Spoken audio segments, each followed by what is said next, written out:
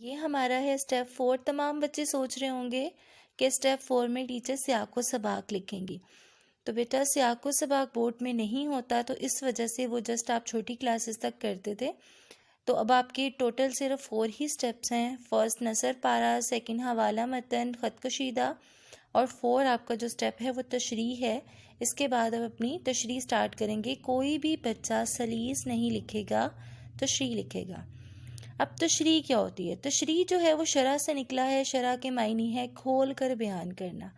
जिस तरह मैंने पहले भी एग्जांपल दी कि तशरीह जब हम जो है नज़म की भी करते हैं, गज़ल की भी करते हैं, 2 लाइन्स होती हैं, और हम जब उसको खोल कर बयान करते हैं तो वो हम जो है 1.5 पेज तक उसको डिटेल से लिख लेते हैं। तो यहाँ पे आप लोग क्या करोगे, आपको चाहे 4 लाइन्स का 5 लाइन्स का जो पैराग्राफ दिया गया है आपने उसकी तशरीह करनी है, उसको खोल कर बयान करना है। आप सलीस में हम ऐसे करते थे, इजी करके वर्ड्स लिखते थे, ख़त कशीदा अल्फाज के मायने लिखते थे और एज इट इज़ उसको ही उतार देते थे। तशरीह में आप ऐसे नहीं करोगे। आप लोग करोगे सबसे पहले तो आपने देखना है ये कौन सा लेसन है।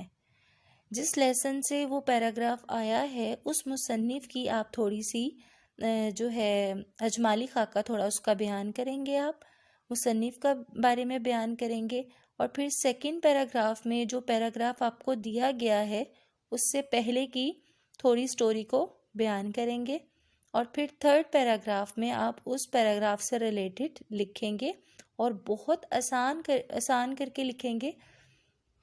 ये क्लास आज के लिए इतना ही। आज हम लोगों ने नसर पारे की जो तशरीह के स्टेप्स हैं वो किए हैं, और जो है कल इंशाल्लाह हम बकिया हिस्सा करेंगे।